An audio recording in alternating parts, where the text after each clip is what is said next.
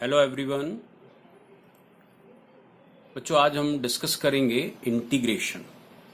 Integration की definition क्या है, इंटीग्रेशन से रिलेटेड थ्योरम मींस फॉर्मूले क्या हैं और उसके बेस पर क्वेश्चंस कैसे सॉल्व होंगे। इंटीग्रेशन का फिजिक्स में क्या रोल है, ये भी हम यहाँ पर डिस्कस करेंगे। तो स्टार्ट करते हैं इंटीग्रेशन।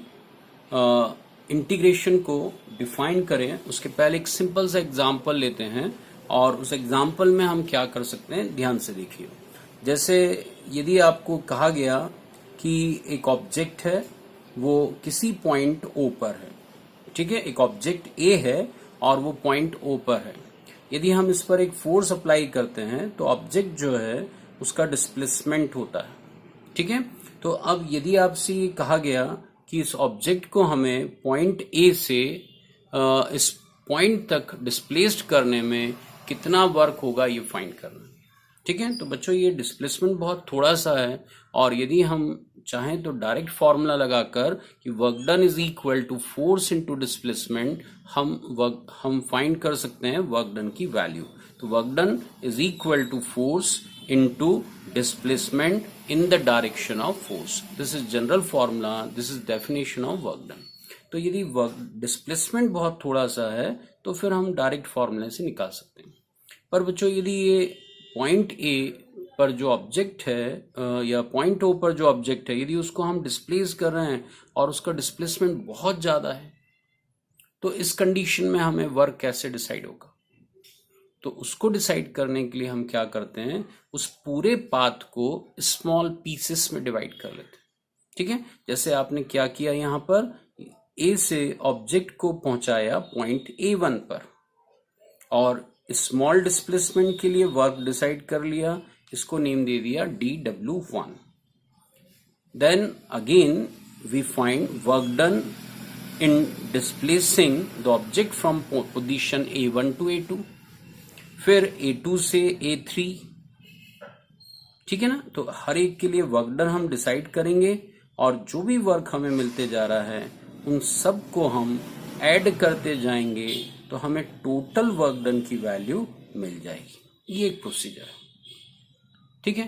पर यदि ये सोचा जाए कि ये जो पाथ है ये बहुत बड़ा है और हमारे लिए ये पॉसिबल नहीं दिख रहा है कि हम हर एक स्मॉल पीसेस के लिए वर्क डन इंडिविजुअली कैलकुलेट करें, तो फिर क्या किया जाएगा। उसके बाद यदि ये पाथ बहुत बड़ा है, बहुत लेंथी कैलकुलेशन है, बहुत सारे समेशंस हैं, तो आप क्या कर सकते हैं, एक स्मॉल वर्क डन डिसाइड करें और फिर उसको इंटीग्रेट कर लें।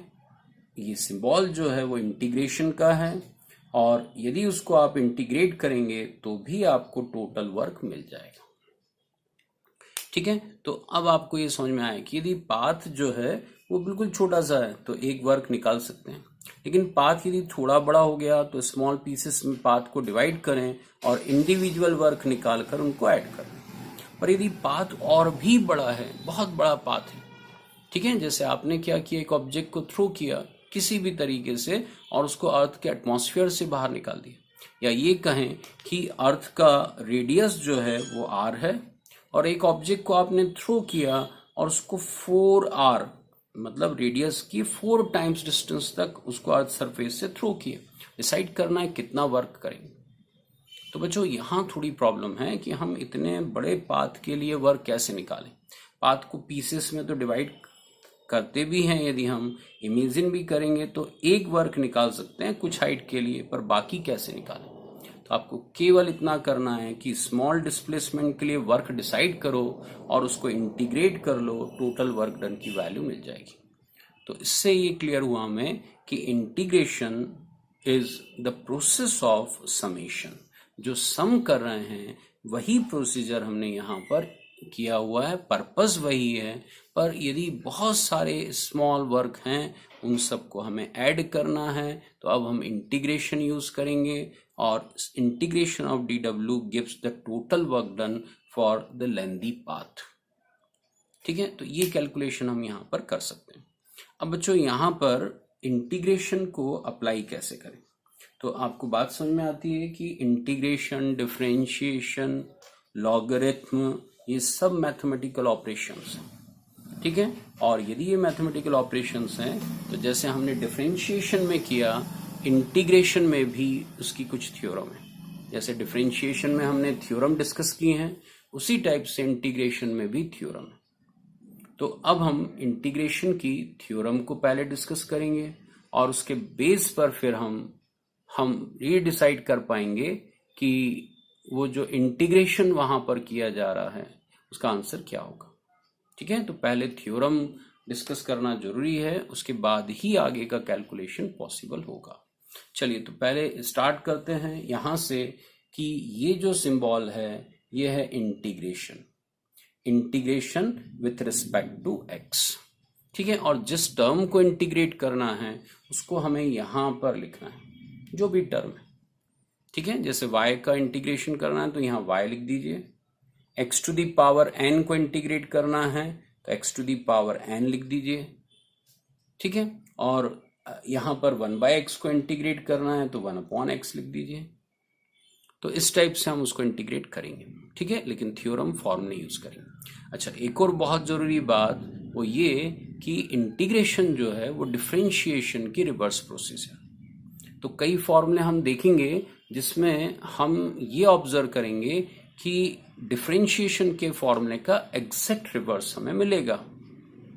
इसका मतलब ये हुआ कि यदि कोई फंक्शन है f ऑफ x, यदि उसको हम डिफरेंशिएट करते हैं, यदि कोई भी फंक्शन है, कोई भी cos x, sin x, e to the power x, कुछ भी है, x का फंक्शन है, उसको यदि हम डिफरेंशिएट करते हैं तो हमें कुछ ना कुछ आंसर मिलेगा f डैश x, मतलब फंक्शन जो है वो चेंज हो गया। जैसे sin x था तो sin x का डिफरेंशिएशन हो गया cos x, ठीक है। अब यदि ये जो आंसर आया, यदि इस answer f dash of x को इंटीग्रेट कर देंगे हम तो हमें वापस मिल जाएगा fx। रिपीट कर देते हैं, आपको क्या बताया, sin x का यदि fx कंसीडर करो sin x है तो sin x का डिफरेंशिएशन cos x, और यदि cos x को इंटीग्रेट करेंगे तो वापस क्या मिल जाएगा, sin x। तो integration is the reverse process of differentiation. तो दो सेंटेंस अभी हमारे सामने आ गए हैं, integration is the process of summation, integration is the reverse process of differentiation. तो यदि दो पॉइंट क्लियर हैं तो इसके बेस पर हम अब फॉर्मूले पर आगे जा सकते हैं। तो बच्चों सबसे पहला फॉर्मूला क्या है वो देखें। तो integration of 1 with respect to x, पहला फॉर्मूला है integration of 1 with respect to x। तो इसका आंसर है integration of 1 with respect to x is x। इसका आंसर है कि 1 का इंटीग्रेशन क्या होगा, x होगा। अब हमें ये डिसाइड करना है कि ये कैसे आ गया। तो बच्चों ये थ्योरम है, इसको यूज करना है, पर डिस्कशन हो सकता है इसमें। कैसा डिस्कशन, थोड़ा याद कीजिए कि x का डिफरेंशिएशन क्या था, 1, ठीक है ना। आपको याद है कि differentiation of x with respect to x this is equal to 1। तो अब x का डिफरेंशिएशन 1 है तो 1 का इंटीग्रेशन क्या होगा, x, क्योंकि integration is the reverse process of differentiation, ठीक है। तो बस इसी बेस पर आगे बढ़ते जाएंगे हम कि 1 का इंटीग्रेशन जो है वो क्या है, x। तो x ये एक रिजल्ट हमें मिल गया। अब दूसरा फॉर्मूला हम देखें कि integration of x to the power n with respect to x, इसको क्या रीड करेंगे, integration of x to the power n with respect to x, ये किसके इक्वल होगा। तो आंसर क्या होगा, ध्यान से देखिए, जब आप डिफरेंशिएशन करते थे x to the power n का, d by dx is a differentiation sign, तो x to the power n का डिफरेंशिएशन, तो क्या बोलते थे कि जो पावर है वो इनटू में आएगा और जो इनिशियल पावर है उसमें से 1 रिड्यूस होगा। और यहां पर अब हम क्या करेंगे, रिड्यूस नहीं होगा, इंक्रीज होगा, इनटू में नहीं आएगा, डिवीजन में आएगा, ठीक है। तो अभी देखिए यहां क्या होगा, x to the power n का इंटीग्रेशन क्या होगा, तो एक पावर इंक्रीज होगा, x to the power n plus 1 upon n+1, जो भी नया पावर है वो अपॉन में आएगा।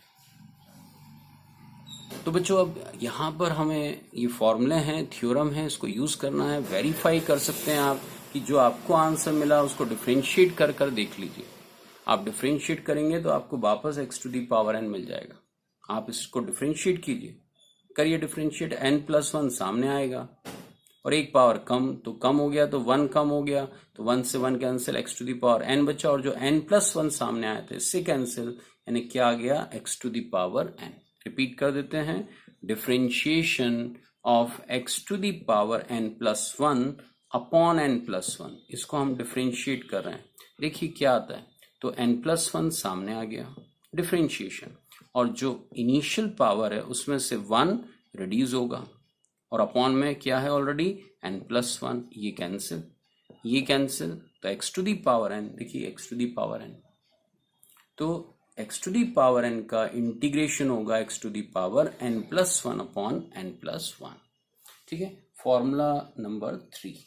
अब हम थर्ड फॉर्मूले को देखें और उसको हम स्टडी करें।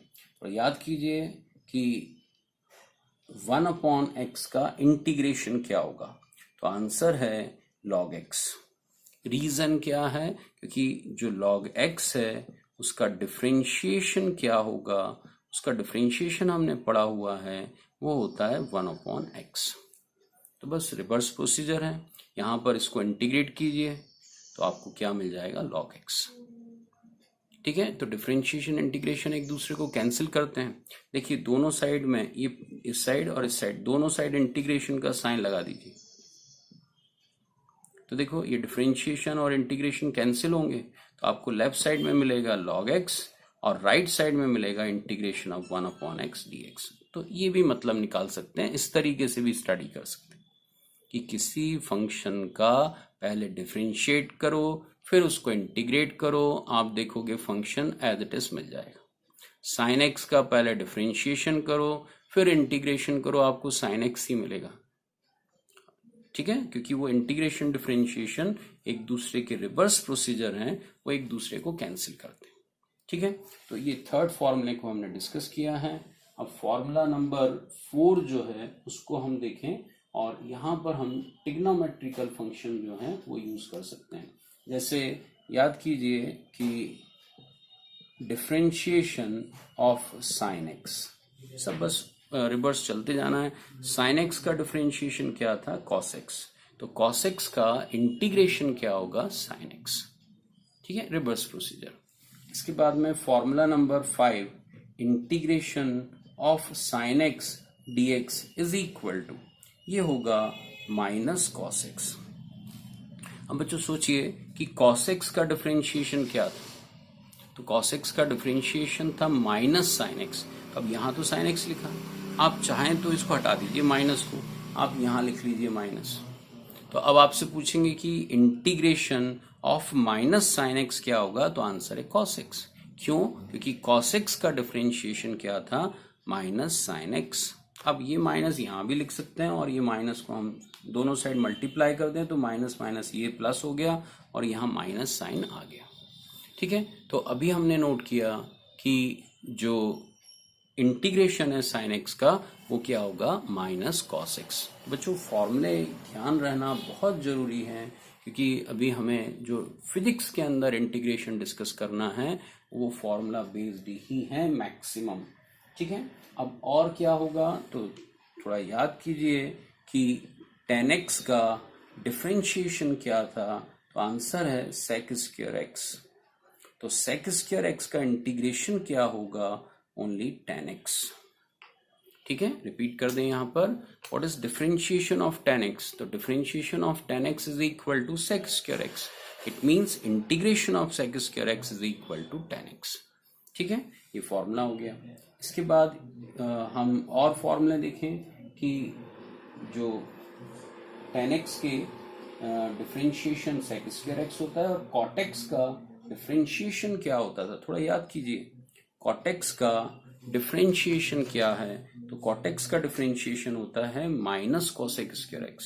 तो यहाँ पर माइनस cosec² x का डिफरेंशिएशन क्या होगा, माइनस कॉसेक स्क्वायर एक्स का इंटीग्रेशन क्या होगा, कॉट एक्स। ठीक है, रिवर्स फॉर्मूले। तो डिफरेंशिएशन इंटीग्रेशन एक दूसरे के रेसिप्रोकल हैं, ये बोल सकते हैं, या रिवर्स प्रोसीजर है, ये ज्यादा सही होगा कि integration is the reverse process of differentiation. Formula number 8 जो है वो हम डिस्कस करें, बस रिवर्स करते जाइए, आपको नए नए आंसर्स यहाँ पर मिलते जाएंगे। तो थोड़ा देखिए, integration of e to the power ax dx क्या होगा। तो बच्चों जब आपने डिफरेंशिएशन सीखा था तो उसी बेस पर यहाँ पर क्या होगा, integration of e to the power ax, this is e to the power ax। लेकिन आपने जब डिफरेंशिएशन था तो x का कोफिशिएंट इनटू में आता है, तो यहाँ पर इंटीग्रेशन में जो x का कोफिशिएंट है वो डिनोमिनेटर में आएगा।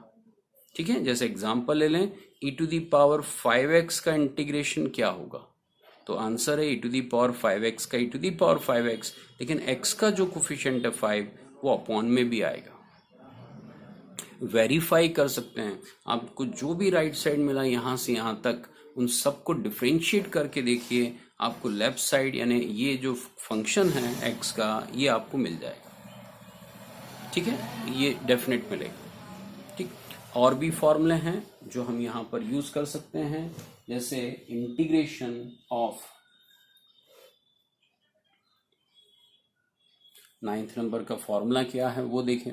तो बच्चों जितने डिफरेंशिएशन में थे उन सबको आप यहाँ पर यूज कर सकते हैं। ठीक है, सबके लिए फॉर्मूले बना सकते हैं।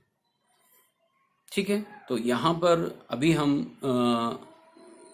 फॉर्मूले जो है वो इंटीग्रेशन के डिस्कस कर रहे हैं। अब इंटीग्रेशन को अप्लाई कैसे करेंगे। ठीक है, ये फॉर्मूले तो हो गए, कुछ और फॉर्मूले बनाए जा सकते हैं, इनको अप्लाई कैसे करेंगे। तो अप्लाई करने के लिए हम बेसिक फॉर्मूला देखें। जैसे फॉर्मूला नंबर 9 जो है वो ये है कि u and v are functions of x। तो अब यदि यहाँ पर पॉजिटिव है, मतलब हमें दो फंक्शन के, दो वेरिएबल के सम को हमें इंटीग्रेट करना है। ठीक है, तो क्या करना होगा, इस इंटीग्रेशन साइन को मल्टीप्लाई कर लें, तो integration of u with respect to x plus integration of v with respect to x, ये हो गया फॉर्मूला नंबर 10। तो केवल इंटीग्रेशन साइन को मल्टीप्लाई कर दीजिए, आपको इस फॉर्मूले को आप इसके बेस पर आप क्वेश्चन को सॉल्व कर पाएंगे। इसी टाइप से यदि integration of difference of two variable, यहाँ भी वही करना है, आपको इसमें मल्टीप्लाई करना है, तो u dx minus integration of v dx, ये आपको मिल जाएगा।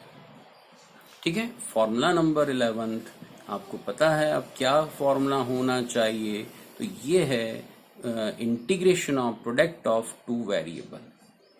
और बच्चों ये सबसे इंपॉर्टेंट है। ठीक है, ये सबसे इंपॉर्टेंट है कि दो टर्म के प्रोडक्ट को हमें इंटीग्रेट करना है। तो जैसे हमने डिफरेंशिएशन में किया था, differentiation of product of two variable, आपने क्या किया था, differentiation of product of two variable.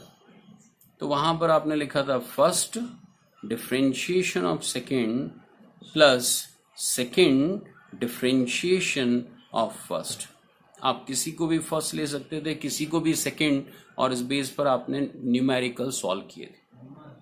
ठीक है, लेकिन अभी हम क्या कर रहे हैं, यहाँ पर इंटीग्रेशन कर रहे हैं। तो इंटीग्रेशन का फॉर्मूला इससे थोड़ा सा अलग प्रोसीजर है। तो बच्चों सबसे पहले तो आपको ये डिसाइड करना है कि इन दोनों में फर्स्ट कौन सा है और सेकंड कौन सा है।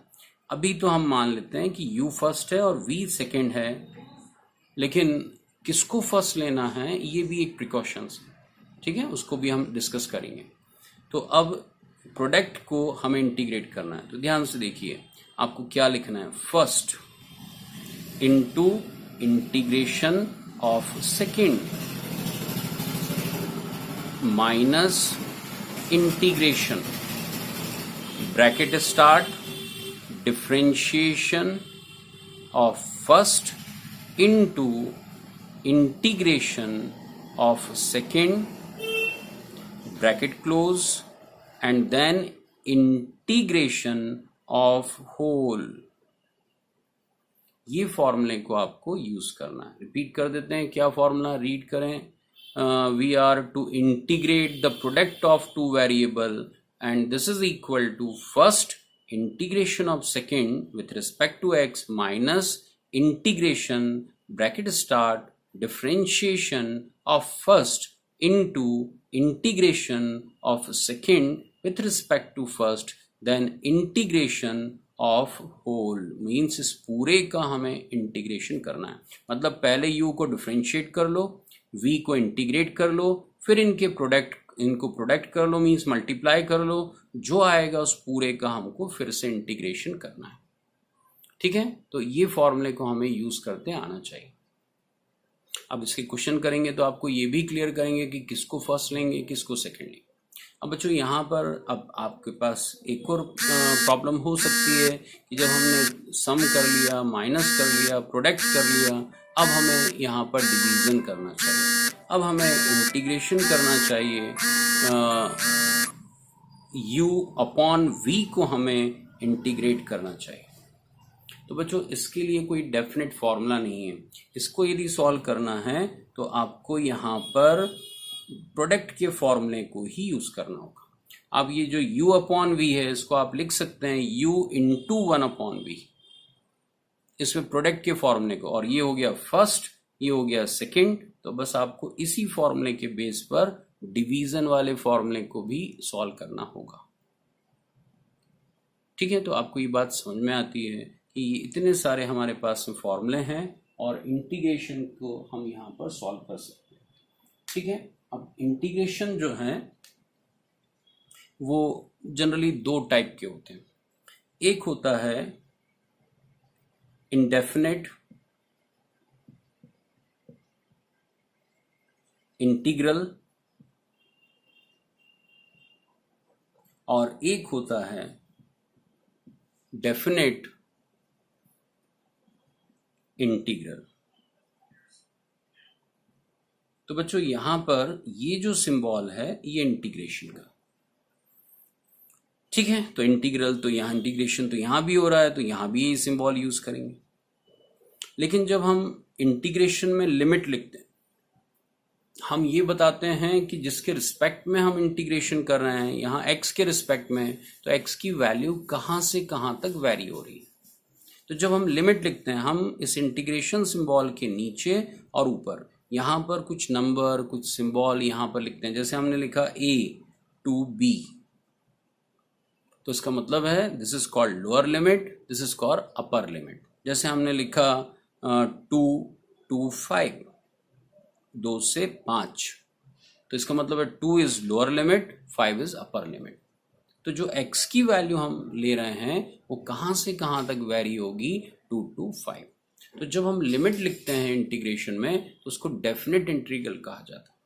जैसे एक सिंपल सा एग्जांपल देखें कि जो स्टडी पीरियड है, normal study period, otherwise study तो पूरे लाइफ में चलती रहती है, लेकिन एक नॉर्मल जो रूटीन, जैसे हम स्कूल और कॉलेज जाते हैं और अपना एजुकेशन कंप्लीट करते हैं, तो उस स्टडी पीरियड का हम यदि इंटीग्रेशन करें एज के रिस्पेक्ट में,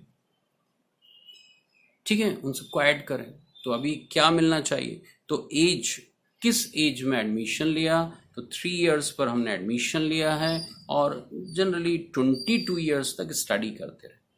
ठीक है, फाइनली जब कॉलेज हो गया, पीजी डिग्री हो गई, सब कुछ हमने कंप्लीट कर लिया, तो 22 ईयर तक स्टडी की।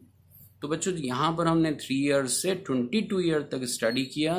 तो जो एज है, किस एज में एडमिशन लिया, 3 to 22। तो जिसके रिस्पेक्ट में इंटीग्रेशन कर रहे हैं उसकी वैल्यू कहाँ से कहाँ तक वेरी हो रही है।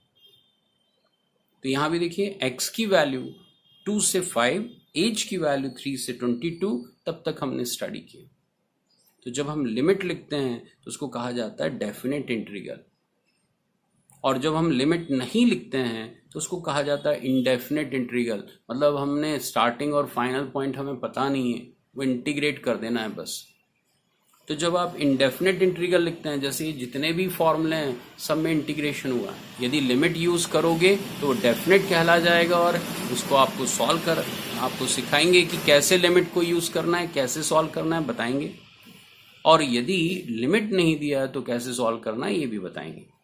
तो यदि इंटीग्रेशन में लिमिट नहीं दिए हैं तो ये जितने भी फॉर्मूले हमें मिले हैं सबके साथ में प्लस करके c लगा देना। इसका क्या मतलब है? तो c जो है वो कांस्टेंट को रिप्रेजेंट करता है। देखिए हमने लिख दिया x प्लस सी, c मतलब कांस्टेंट। कांस्टेंट का क्या मतलब है? तो अभी हम यहाँ पर जो लिमिट जब भी डिफाइन होगी उस लिमिट के बेस पर हम कांस्टेंट की वैल्यू को डिसाइड करेंगे। ठीक है, तो अभी आपने क्या चेक किया, रिपीट कर दें आपको कि यहाँ पर integration of 1 with respect to x is x। यदि लिमिट होगी तो कैसे सॉल्व करेंगे ये सिखाएंगे आपको, लेकिन ये लिमिट नहीं होगी तो आपको बस यहाँ लिख देना है प्लस c, आपका आंसर कंप्लीट होगी। लेकिन ये फॉर्मूले ध्यान रखने हैं, और भी फॉर्मूले हैं जिनको हम यूज करेंगे क्वेश्चंस के साथ में। जैसे जैसे क्वेश्चंस आएंगे आपको बताएंगे, पर मेन ये फॉर्मूले आपको ध्यान रखना है, इसी के बेस पर इंटीग्रेशन जो है वो हम कर पाएंगे। ठीक है, तो आपको ये पॉइंट क्लियर हुआ होगा, इंटीग्रेशन के फॉर्मूले क्लियर हुआ। अब हम देखते हैं कि ये जो हमने किया हुआ है, ये जितने भी फॉर्मूले हमने यहाँ पर अभी लिखे हुए हैं, इसके बेस पर क्वेश्चंस कैसे सॉल्व होंगे ये अब हमें डिसाइड करना है। ठीक है, तो जैसे जब आपको डिफरेंशिएशन हमने एक्सप्लेन किया तो आपको बताया कि उसकी 2-3 प्रोसीजर हैं। ठीक है, एक फॉर्मूला बेस्ड और एक आपको बताया कि सब्स्टिट्यूशन मेथड। तो उसी टाइप से इंटीग्रेशन जो है उसकी भी 3 प्रोसीजर हैं। एक है इंटीग्रेशन फॉर्मूला बेस्ड, एक है सब्स्टिट्यूशन मेथड और एक है इंटीग्रेशन बाय पार्ट्स। तो जो प्रोडक्ट वाला फॉर्मूला था u इंटू वी को आपने इंटीग्रेट किया था, उसको कहा जाता है integration by product, integration by parts. ठीक है, उस मेथड का क्या नेम है? इंटीग्रेशन। उस फॉर्मूले का नेम है इंटीग्रेशन बाय पार्ट्स। ठीक है, तो सबसे पहले हम फॉर्मूला बेस्ड क्वेश्चन सॉल्व करेंगे, फिर सब्स्टिट्यूशन मेथड, और फिर हम इंटीग्रेशन बाय पार्ट्स, और फाइनली फिर हम डेफिनेट इंटीग्रल को सॉल्व करना सीखेंगे। ठीक है, तो यहाँ पर स्टार्ट करते हैं कुछ क्वेश्चन से जो फॉर्मूला बेस्ड हैं, वहीं से हम स्टार्ट कर रहे हैं। चलिए क्वेश्चन नंबर 1 देखें। हमें इंटीग्रेट करना है root x minus 1 upon root x को एक्स के रिस्पेक्ट में। अब बच्चों देखिए यहाँ पर ये डेफिनेट इंटीग्रेशन है या इनडेफिनेट? तो लिमिट तो है नहीं, तो लिमिट नहीं है, इसका मतलब ये क्वेश्चन जो है वो इनडेफिनेट इंटीग्रल का है। ठीक है, तो चलिए सबसे पहले इसके लिए क्या करें, तो इंटीग्रेशन के सिंबल को इस ब्रैकेट में मल्टीप्लाई कर देते हैं। तो integration of root x with respect to x, ये सिंबल अंदर आ गया, minus integration of 1 upon root x d x. तो ये हमारे पास प्रोसीजर है, ये हमने इंटीग्रेशन को डिस्ट्रीब्यूट कर दिए। अब यहाँ पर इस डिस्ट्रीब्यूशन के बाद आपको फॉर्मूला यूज करना है। x अंडर रूट एक्स को आप लिख सकते हैं x to the power 1/2 dx as it is, minus आप यहाँ पर लिख सकते हैं अंडर रूट को x to the power 1/2 dx। अब बच्चों ये जो x टू दी पावर 1/2, यदि इसको ऊपर लेकर जाएंगे तो ये क्या बदल जाएगा? x to the power -1/2। ठीक है, अब हमें इस टर्म को इंटीग्रेट करना। अब बच्चों फॉर्मूला याद करते हैं, हम क्वेश्चन करते जाएंगे, फॉर्मूले को रिपीट करते जाएंगे। तो याद कीजिए x to the power n के इंटीग्रेशन का फॉर्मूला क्या है। तो क्या लिखते हैं हम? x to the power n+1 upon n+1, ये फॉर्मूला। मतलब जो भी पावर है वो 1 से इंक्रीज होगी और इंक्रीज्ड पावर जो है वो अपॉन में आएगी। तो यहाँ पर भी यही करेंगे हम, x टू दी पावर 1/2। यहाँ देखिए n की जगह इसमें क्या लिखा है? 1/2। तो क्या आंसर हो गया? x to the power 1/2 + 1 upon 1/2 + 1, x to the power n+1 upon n+1 minus, अब इसको सॉल्व कीजिए तो x to the power n+1 upon n+1। ठीक है, जो भी पावर है उसमें 1 प्लस हो गया और अपॉन में वही पावर आ गई। अब इसके बाद क्या होगा वो देखें हम। तो ये हो गया x to the power 1 + 1/2 means 3/2 upon 1 + 1/2 means 3/2 minus ये हो गया x to the power 1 - 1/2 means 3/2 upon 1 minus 1/2 means 3/2। ठीक है, तो बच्चों ये आंसर है। आप चाहें तो एलसीएम ले लें। ठीक है, यहाँ पर क्या होगा 1 माइनस 1/2, तो 1 माइनस 1/2 होगा 1/2, और यहाँ पर भी 1 माइनस 1/2, यहाँ भी क्या होगा 1/2। अब यहाँ पर आप एलसीएम ले लें, या आप इसको ऐसे भी लिख सकते हैं 2x⁴ 3/2 अपॉन 3 माइनस 2x⁴ 1/2। ये आपके पास में आंसर है। आप ऐसे ही छोड़ सकते हैं, चाहे तो x⁴ 1/2 को अंडर रूट के फॉर्म में भी लिख सकते हैं। तो देखिए हमने केवल एक फॉर्मूला यूज किया, x⁴ n का इंटीग्रेशन। एक पावर आपको बढ़ा देना है और जो नई पावर है वो अपॉन में आएगी। ये इंटीग्रेशन का फॉर्मूला है, थ्योरम है। ठीक है, तो ऐसे आप न्यूमेरिकल्स जो हैं वो कर पाएंगे। ठीक है, ये क्वेश्चन क्लियर हो गया होगा। अब नेक्स्ट क्वेश्चन को देखें हम कि इसमें और क्या किए जा सकते हैं जो फॉर्मूला बेस्ड है। ये इस फॉर्मूले पर बेस्ड क्वेश्चन को हमने सॉल्व किया। ठीक है, चलिए नेक्स्ट क्वेश्चन देखें।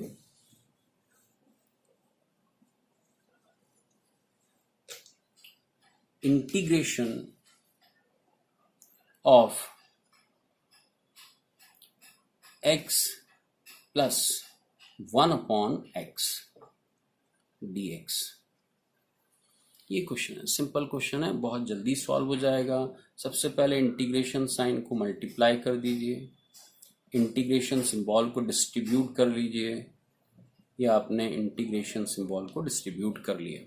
और क्या होगा, तो ये हो गया integration of 1 with respect to x, x⁴ 1 का x के रिस्पेक्ट में इंटीग्रेशन।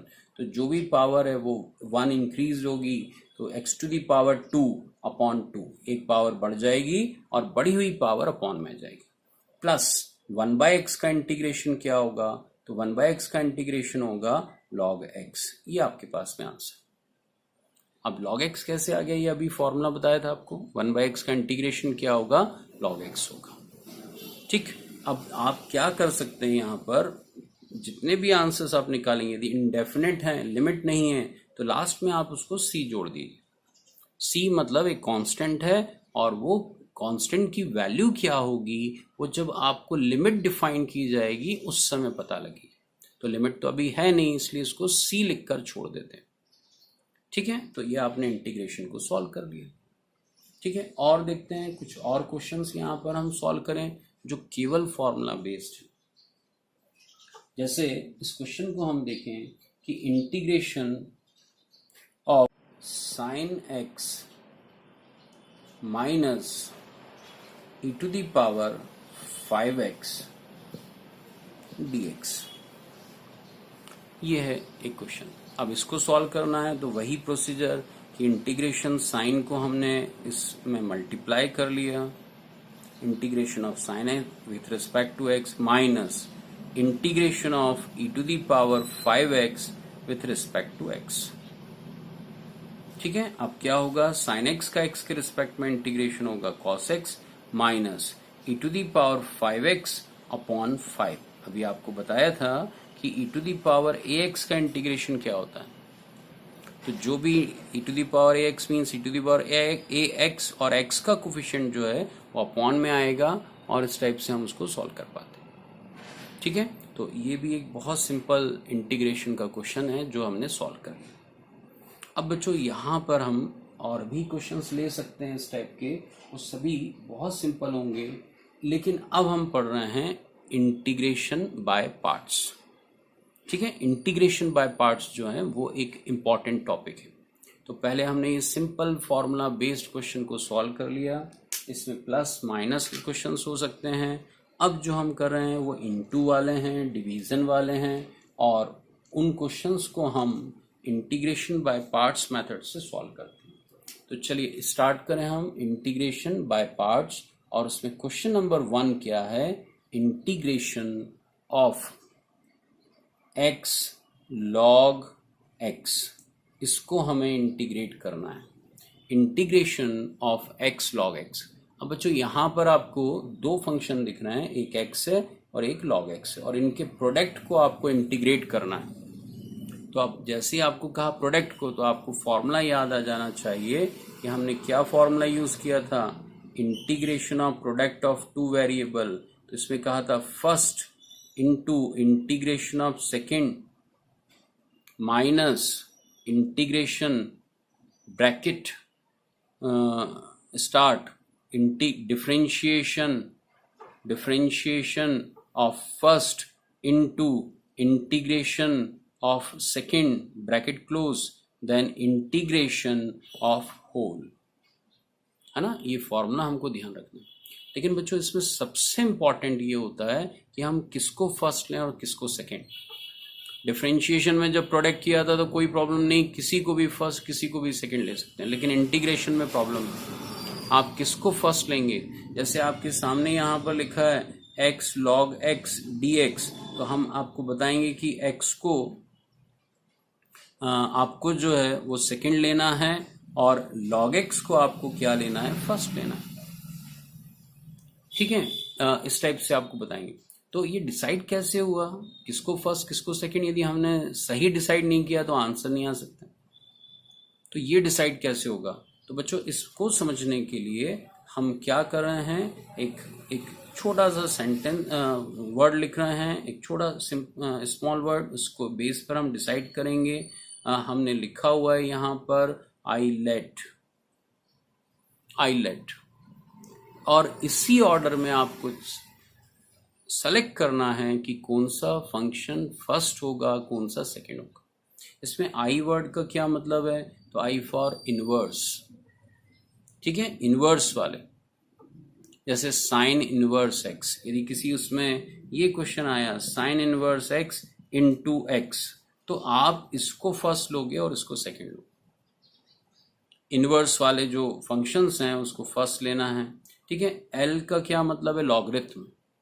ठीक है, पहले यदि इनवर्स है तो फर्स्ट उसको लेना है, यदि इनवर्स नहीं है तो लॉगरिथम वाला फंक्शन है तो फिर लॉगरिथम को फर्स्ट लेना है। और इनवर्स और लॉगरिथम दोनों नहीं है, algebra means x square x to the power 3, ये वेरिएबल्स। तो यदि ये हैं और इनवर्स और लॉगरिथम दोनों नहीं है, एलजेब्रा है और कुछ ट्रिग्नोमेट्रिकल है, तो आपको फिर एलजेब्रा फर्स्ट लेना है, ट्रिग्नोमेट्रिकल सेकंड लेना है। और यहाँ पर यदि ये भी नहीं है, टी फॉर ट्रिग्नोमेट्रिकल, तो यदि ये ट्रिग्नोमेट्रिकल है और exponential means e to the power x. जैसे आपके पास ये क्वेश्चन यदि आता है sine x e to the power 5x, इसको आपको इंटीग्रेट करना है, तो फर्स्ट किसे कंसीडर करेंगे, तो आप देखिए साइन एक्स मतलब ट्रिग्नोमेट्रिकल फंक्शन और e to the power 5x this is exponential function. तो इस वर्ड के अंदर फर्स्ट पहले आता है ट्रिग्नोमेट्रिक फिर एक्सपोनेंशियल, तो आपको पहले लेना है फर्स्ट इसको और इसको क्या लेना है, सेकेंड लेना। लेकिन क्वेश्चन यदि यही होता कि sine x into log x, अब बच्चों क्या होगा, तो यहाँ तो साइन एक्स को फर्स्ट बोला था आपने, लेकिन यदि क्वेश्चन ये होगा तो लॉगरिथम जो है वो पहले आता है और ट्रिग्नोमेट्रिक बाद में आता है, तो लॉगरिथम फर्स्ट और ट्रिग्नोमेट्रिक बाद में आता है, तो आपको लॉग एक्स को फर्स्ट लेना है और साइन एक्स को सेकेंड। ठीक है, ऐसा करने का रीजन ये है कि हमें जो क्वेश्चन सॉल्व करना होता है उसमें हमें फर्स्ट को डिफरेंशिएट करना होता है, सेकंड को इंटीग्रेट करना होता है। ठीक है, तो यदि आप इस लॉ को फॉलो करेंगे तो आपको प्रोडक्ट से रिलेटेड, डिवीजन से रिलेटेड क्वेश्चंस आपको सॉल्व हो जाएंगे। ठीक है, फिर आप वहां पर उसको सॉल्व कर पाओगे। तो आपको ध्यान रखना आईलेट, इसमें आई फॉर इनवर्स फंक्शन जैसे sine inverse x, cot inverse x inverse function, L for logarithm log x, ठीक है, लॉग एक्स स्क्वायर या लॉग का फंक्शन है। A for algebra means x square x to the power 3 root x. T for trigonometric, for example sine x cos x cot x tan x. E for exponential function means e to the power 5x e to the power 2x। इस type के यदि function होंगे तो उसको क्या कहेंगे, algebra. तो बच्चों इस क्वेश्चन को हम सॉल्व करते हैं। ये जो क्वेश्चन गिवन है इसमें देखिए x आया, तो x कौन सा है, एल्जेब्रा, और log x भी आया तो log x कौन सा है, लॉगरिथम। पहले कौन सा आता है आइलेट में? लॉगरिथम। तो लॉगरिथम को हमें लेना है फर्स्ट और फिर यहाँ पर हमें एक्स को लेना है सेकेंड और फिर इस फॉर्मूले से उस क्वेश्चन को सॉल्व करना है। इस फॉर्मूले के बेस पर हम इस न्यूमेरिकल को सॉल्व करेंगे। तो चलिए देखते हैं कैसे होगा ये क्वेश्चन सॉल्व। तो यहीं पर सॉल्व करते हैं।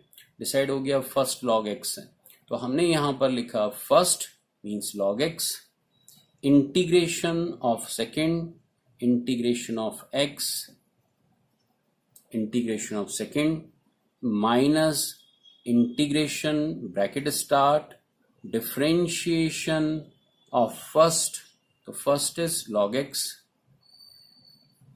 into integration of second into integration of second is x dx, ठीक है, bracket close and then integration of whole, इस पूरे का हमें क्या करना है? इंटीग्रेशन। यही फॉर्मूला है, इसी को आपको यूज करना। तो चलिए इसको सॉल्व करें। log x as it is into what is integration of x with respect to x। आपको पता है इसमें पावर 1 है तो एक पावर इंक्रीज होगी और जो नई पावर है वो अपॉन में आएगी। ये इंटीग्रेशन हो गया। अब इसको हटा देते हैं ये फॉर्मूले को,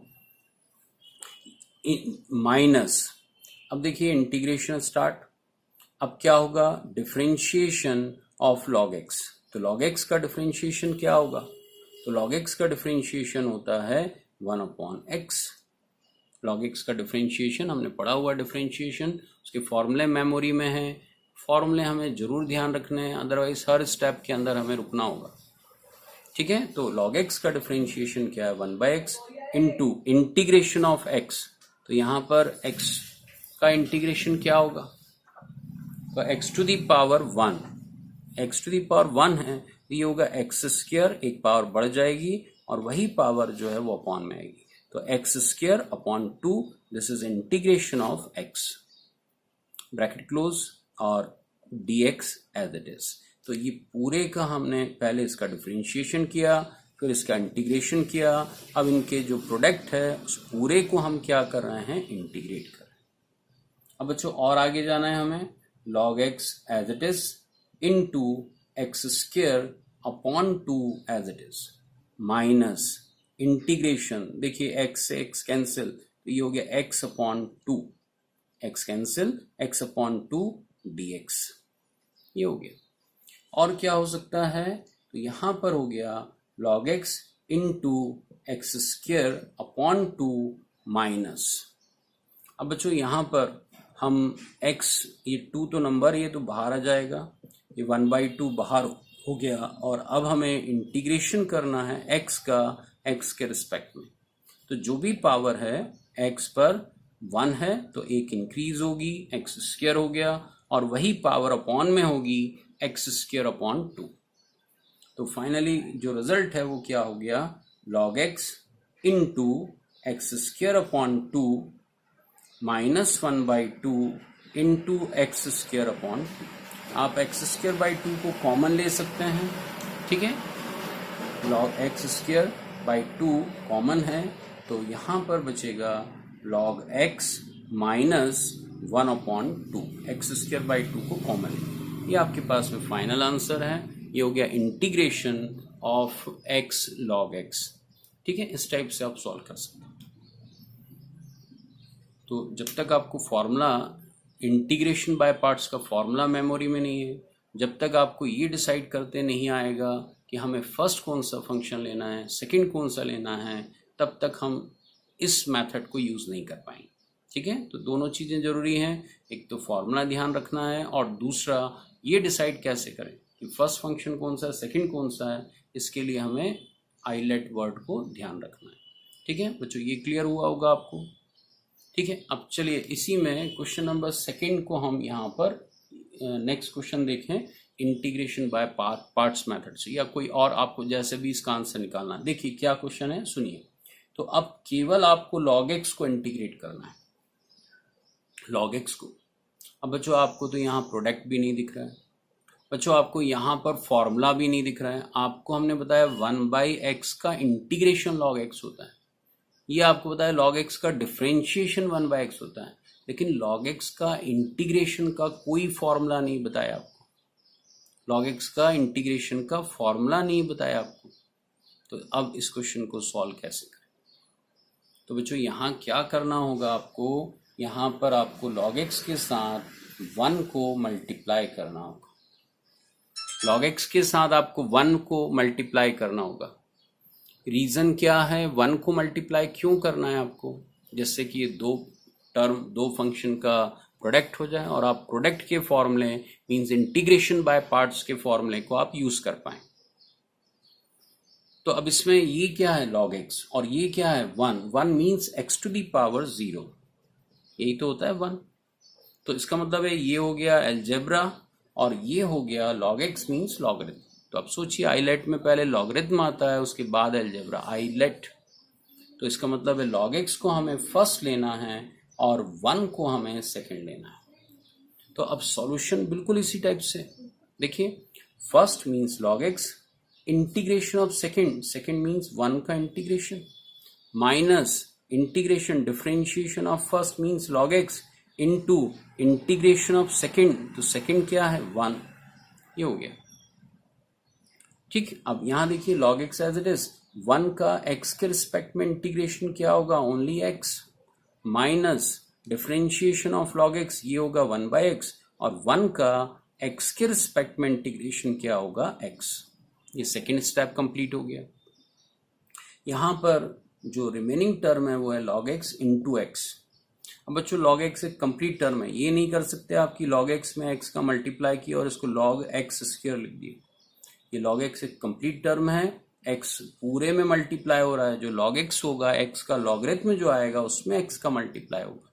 तो इसको हमें ऐसे ही लिखना है, माइनस यहाँ देखिए x x कैंसिल, तो यहां पर क्या बच गया ओनली 1, x कैंसिल 1। अब देखिए log x into x as it is, minus अब 1 का x के रिस्पेक्ट में इंटीग्रेशन क्या होगा x होगा, 1 का x के रिस्पेक्ट में इंटीग्रेशन x। अब आप ये है फर्स्ट टर्म, ये है सेकेंड, इसमें से x कॉमन ले सकते हैं, आंसर मिल गया x log x, ये भी लिख सकते हैं आप इसको x log x minus x, ये भी लिख सकते हैं x log x minus x, या x को कॉमन भी ले सकते हैं। तो x फिर ब्रैकेट में आ जाएगा log x माइनस 1। ठीक है ना? तो देखो स्पेशल क्वेश्चन है, तो यदि हमने ये क्वेश्चंस नहीं किए होंगे तो फिर एग्जाम में बनना नहीं। ठीक है, तो अभी हम बेसिक मैथमेटिक्स डिस्कस कर रहे हैं और इसमें अभी हमने इंटीग्रेशन वाले पोर्शन को हम अभी कंटिन्यू कर रहे हैं। ठीक है, जो इंटीग्रेशन है उस पूरे पोर्शन को हम स्टडी कर रहे हैं।